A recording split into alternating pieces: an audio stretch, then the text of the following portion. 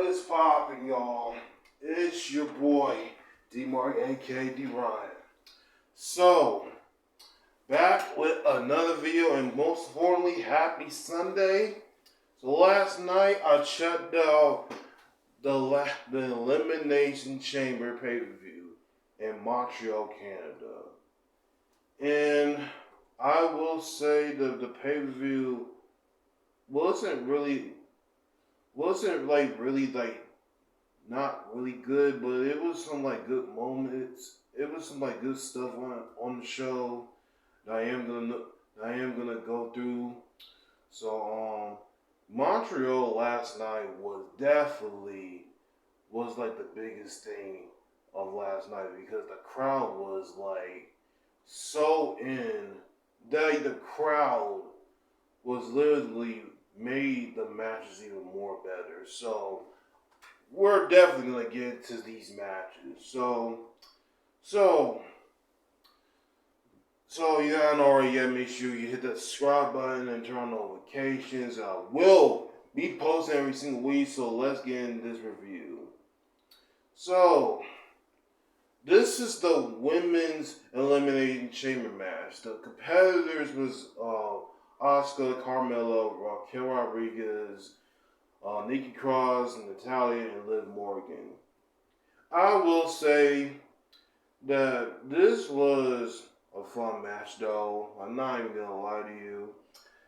So these women did outstanding in this match. Especially, there were some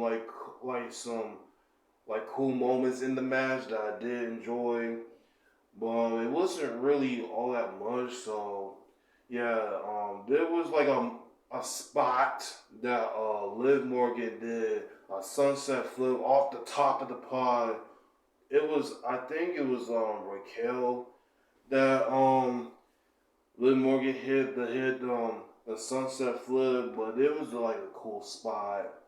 And there was one spot that I think that Raquel speared Liv into the pod, through the pod, and I already know that Asuka was gonna win, and Natalya did the sharpshooter, and then Asuka did the Asuka lot, and all of a sudden Liv Morgan passed out.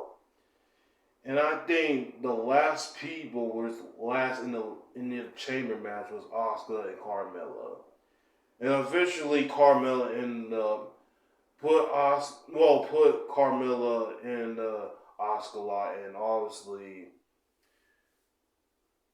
she ended up tapping out. And I already knew Asuka was gonna win this match, so to go on to face Bianca Belair at WrestleMania, which this is a good choice. Asuka and Bianca deserve to get their WrestleMania moment. Not Becky, not Bayley. These two, Bianca and Asuka, deserve to get their WrestleMania moment. Especially Rhea Ripley and Charlotte Flair, which I will get to Rhea Ripley in another match that I am about to go through. But overall, this match was entertaining, and I think the right person won was Asuka. And I literally said this in my prediction video about 2 days ago. I knew Asuka was gonna be the first person to win this match. So, and I'm glad they went through. I'm glad they went the way to pick Asuka for this match. So this was a fun match to have. So this is another match I was not happy about. And this is Brock Lesnar versus Bobby Lashley. So this match, I feel like it was going to be something better. The ending of this match was just not it. But in the last 5 or 6 minutes or so, all you see from Bobby and Brock, Brock hit the F5 on Bobby 4 times, and then Brock hit the F5 4 times on Bobby. Bobby hit spear to Brock, like, I think it was the third time or the fourth time, I can't remember. But he hit the spear on Brock like 4 times. And then that's all you can just see is F5 spear, spear F5, F5 spear, spear F5, spear F5, F5 spear. Like that's literally all you can see in the match. But apparently Bobby trying to put Brock in the hurt lock, and I'm gonna have to say this too. I don't really think all my few years of watching Brock Lesnar, I don't think he ever tapped out to any submission hold. That's something to think about. I never seen Brock Lesnar tap out to any submission hold in his career. That's something I didn't even realize. He never tapped out in his career of wrestling. Ever since he started, when he first debuted in 2002, I don't think he ever tapped out or actually given up or in the submission hold. That's something I did not realize. But for some reason, this fucking happens. So, as Brock was trying to get out of the hurt lock, he lows blow Bobby, and the official saw it. The referee called for the bell, and then all of a sudden Bobby Lashley wins. And then afterwards, Bob throws Bobby out of the ring and he puts Bobby on his shoulders and hit the F5 on the commentary table. Then he throws the referee out of the ring, and the ref throws a F5. Brock hits the F5 on the announcer's table, on the referee, do the commentary table. And there's going to be some chaos happening. So, literally, I don't even know. Here's my thing. There are 2 matches from last year at the Royal Rumble wasn't really the best. And that Crown Jewel wasn't really all that great either. I mean, to be honest, I'm going to be honest. If they're going to go with Brock Lesnar having Bobby Lashley to fight again, they should have, and I forgot to say this in my predictions field. I forgot to think about this. Because, they could have, at least added, a stipulation to this match if they wanted to. But it seems like we're going to be having this match again at WrestleMania, which, to be honest, I'm not going to be excited. I'm not going to be really excited for them to have a match again, only because their 2 first matches wasn't really all that great. And what happened last night happened again, which I feel like if they gonna have, I don't know. They could have a no disqualification or some kind of stipulation, like a false count anywhere or a 2 out of 3 falls or a steel cage or whatnot, which the steel cage match of what they did at Crown Jewel from last year, which they already did.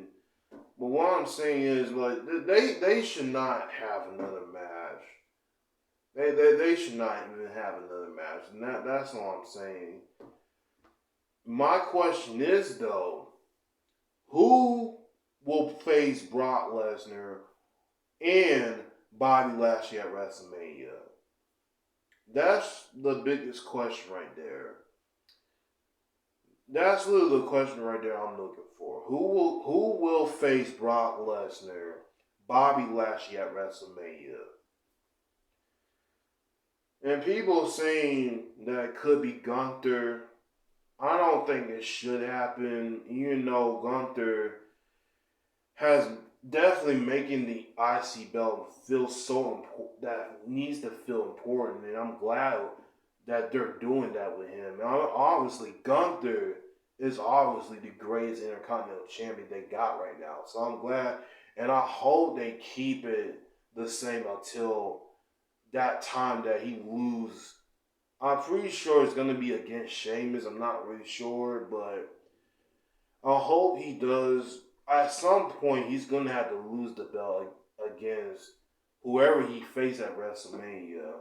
So, I don't really know. But I was not a big fan of that ending. And I hope they are probably going to at some point have another match at Mania. But I don't really want to be the case. And there was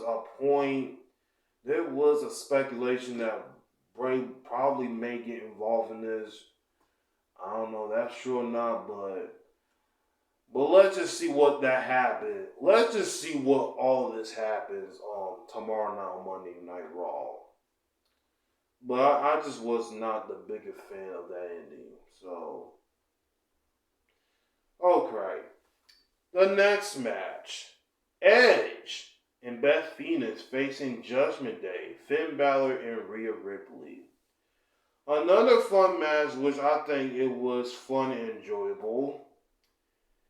During the match, obviously, Canada was chanting Dominic during the match.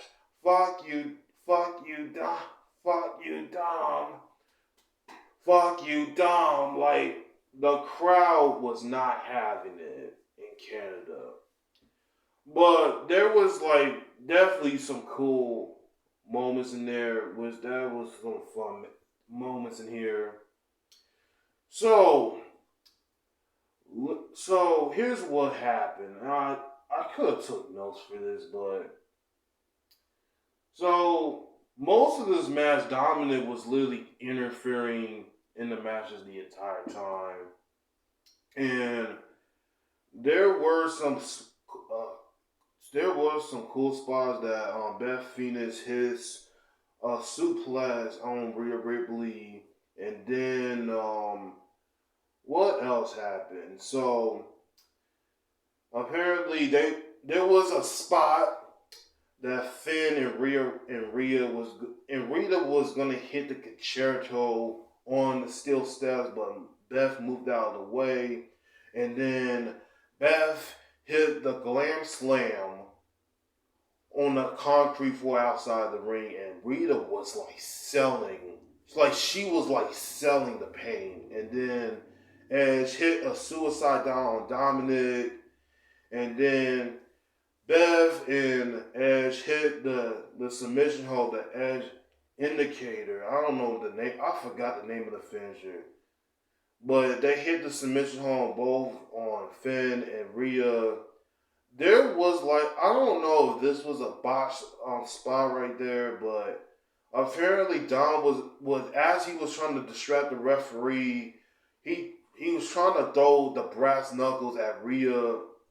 I don't really know if that's a botch or not. I watched it again, and I didn't really see if that was a botch or not. So Dom throws the brass knuckles at Rhea, and then she strike Edge with it, and then it was and then the referee jump across and hit the pinfall 1, 2, and then it looks like Edge's shoulders would, and the ref was starting count a little bit slow, but it was enough time that Edge literally got his shoulder up.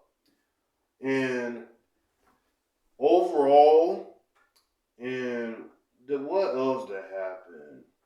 Because I know, I think Edge hit the spear on Finn Balor, and then Edge and Beth hit here's the thing I did not even notice. They actually hit FTR's finisher. Well, they used to go by as the Revival. they actually used their own finish. They actually used their finisher, the Shatter Machine. 1, 2, 3. Edge and Beth Phoenix wins the match. And there was a new. Once again, this match was fun, and I'm glad.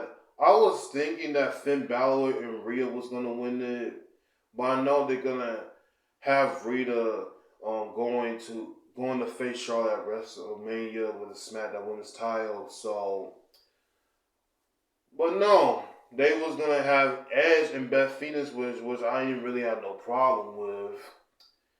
But once again, this was a fun match to have on the home country of Edge. Which, speaking of Edge, there was a report last night, after Elimination Chamber, that Edge will fight Austin Theory for United States title tomorrow night on Monday Night Raw. So I can't wait for that. I mean, I feel like it's going to be a good match to have. I cannot wait for it. But overall, this match was good. I will say that. So, next match is the Men's Elimination Chamber for the United States Championship. And the participants in this match is Austin Theory, Montez Ford, Bronson Reed, Johnny Gargano, Damian Priest, and Seth Rollins. I will say this. There was like a lot of things going on in this match. I thought these men in this match did a phenomenal job. They literally did outstanding in this match. Especially, literally everyone did a great job in this match. But there was like a lot of things going on in this match. I can't even write notes on this. That's why I was paying attention of everything that's going on. But I think the two people who started this was Seth Rollins and Johnny Gargano. Or Austin Theory, I believe. But I think Austin Theory was in the pod before the match started. So there was some cool moments in this match I did like.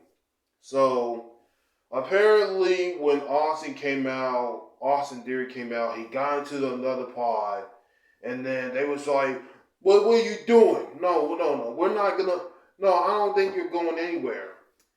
And then Seth got into the pod, and Johnny got into the pod, and they just started brutalizing Austin Theory, which I think that was like a funny thing during the match. They literally are just brawling Austin Theory as a team together.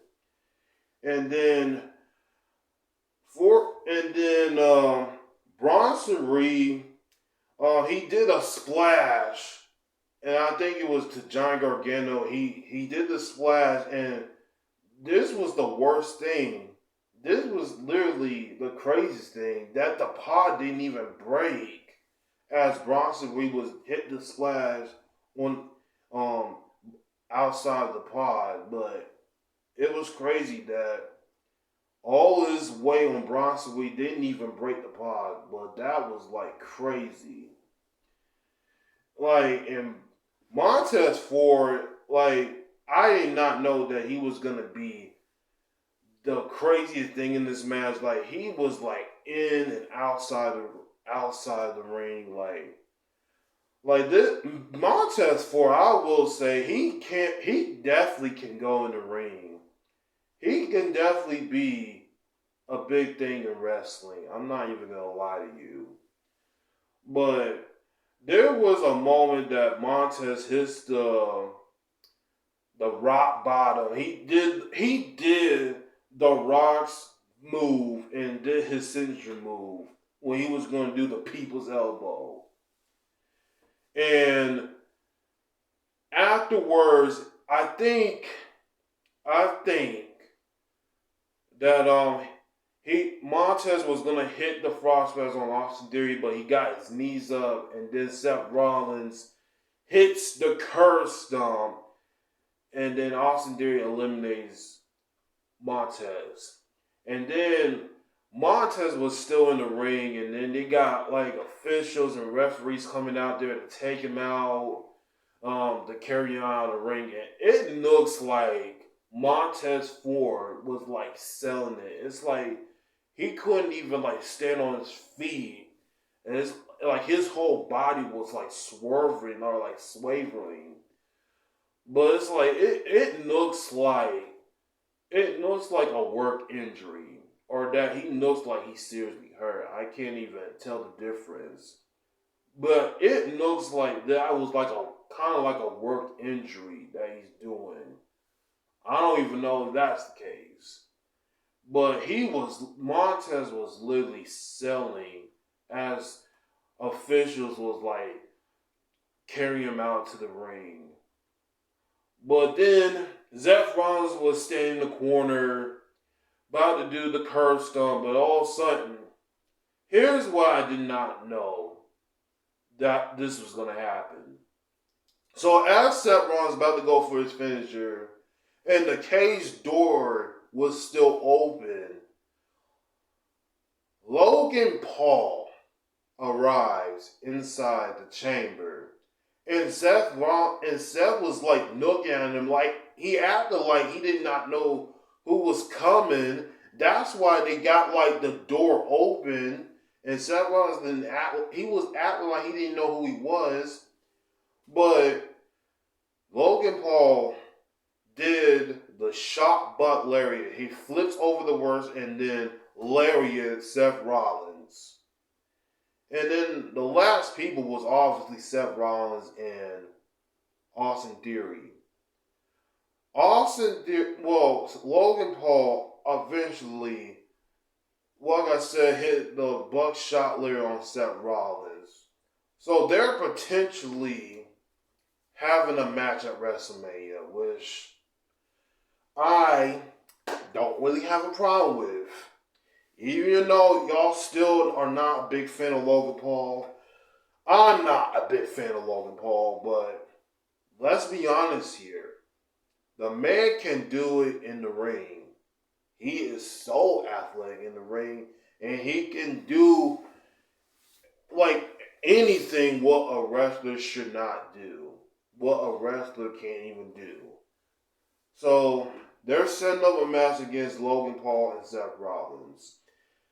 Then Austin Theory hits his finisher. 1, 2, 3.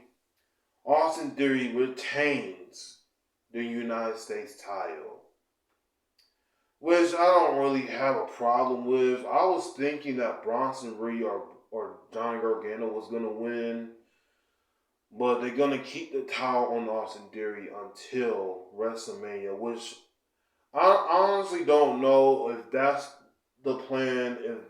If John Cena is gonna face Austin Theory, which I'm still gonna agree that Austin Theory should not have the United States title to fight John Cena. That's just my opinion. But overall, this was a very entertaining match. I'm not even gonna lie to you. This match was very entertaining to watch for. In the last match, this is for the Undisputed WWE Universal Championship. The Tribal Chief Roman Reigns versus Sami Zayn, the hometown hero. Oh man, I cannot even tell y'all how good this match was. There was for several months now, the way they've been doing some long good storytelling with Roman, Sami Zayn, the Bloodline. Obviously, that's literally is gonna go down as one of the best storylines that WWE has ever produced. I know they showed some promo package during the match before, which is obviously so good. And then Roman and Sami had a face-off when the bell rings. They had like a face-off. And then Roman got some real nuclear heat in the Canadian crowd last night. The only thing y'all can hear from the crowd is Sami, Sami, Sami, Sami. And then you got, fuck you, Roman. Fuck you, Roman. Like, that's literally all you can hear. Roman is literally was going to get some neutron heat through the Canadian crowd last night. And then during the match, there was some matches, there was like a couple of things that I literally was not expecting from Sami Zayn. Like, Sami Zayn hits Roman Reigns' his signature move, the Superman punch. And after all, Sami hits the haluva kick on the corner, and then he hits the blue thunder bomb.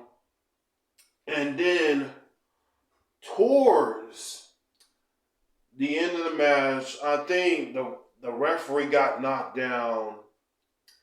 And here comes out Jimmy Uso comes out and brutalizes Sami.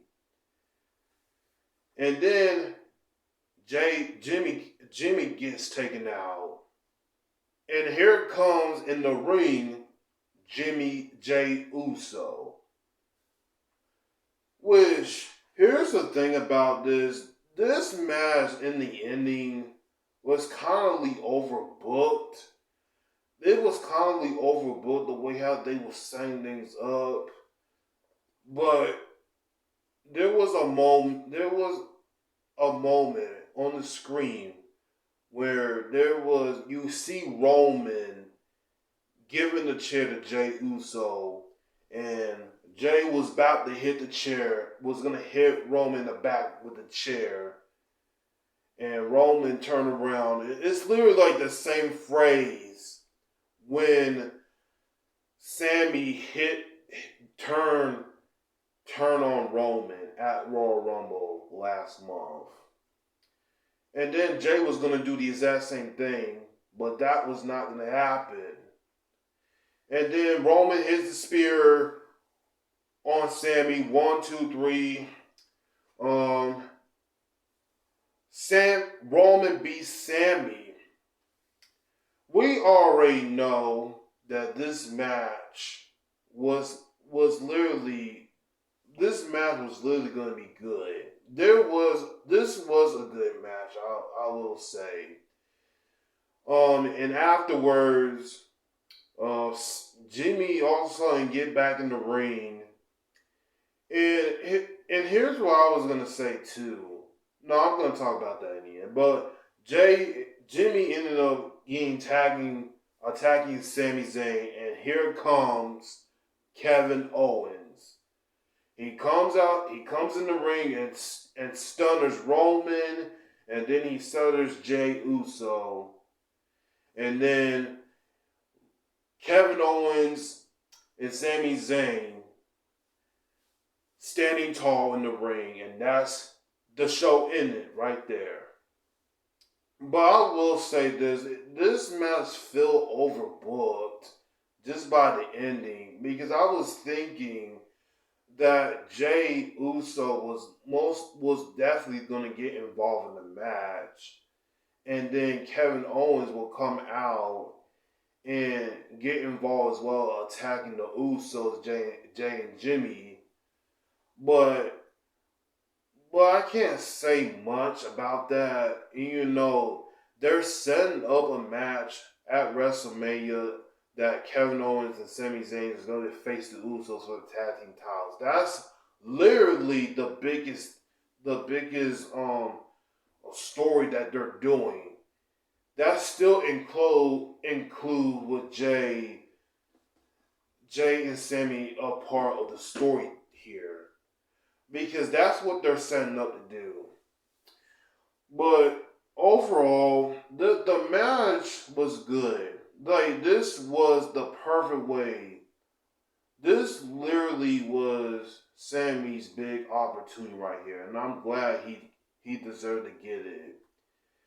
But even though he was not gonna win, he still put out everything. He did everything he put out in this match last night against Roman Reigns, and I can appreciate what he's doing.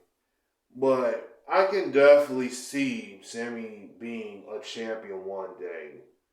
But do I think that he's gonna be a long-term champion? Not really. But I feel like the over this. I feel like this overbooking it shouldn't even just be like that.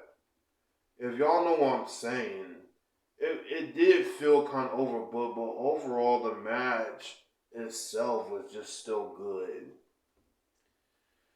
But that is literally, and I'm glad, and not only that, you already know that Roman is still gonna face Cody Rhodes at WrestleMania, and that should literally be in the end of the story. And people are speculating that Sami should be added to the match against Roman and Cody at WrestleMania. I don't think it should be like that because that was the way.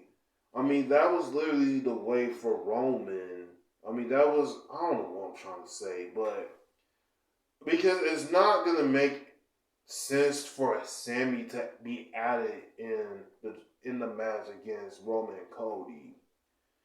The match that he had against Roman, that should just be it right there. And the story continues with Kevin Owens and Sami Zayn beating the Usos at WrestleMania. That should be the end of the story right there. But overall, this match was good. And the pay-per-view was absolutely good as well. And you know, it wasn't good because of the Brock Lesnar and Bobby Lashley match. I still was not a big fan of that ending. But overall, the pay-per-view itself was good because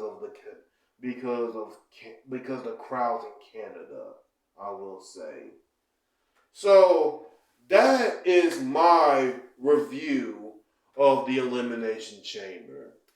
So I wanted to ask y'all, what is y'all favorite match from the Elimination Chamber last night? Mine was the Elimination Chamber for the U.S. title. I think that match was very entertaining, and the Roman Reigns and Sami Zayn was obviously the good match right there.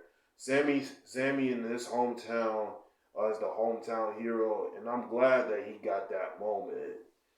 But it's sad that towards the end, the crowd was like in complete disappointment that Sami did not win. And I'm glad it wasn't like that.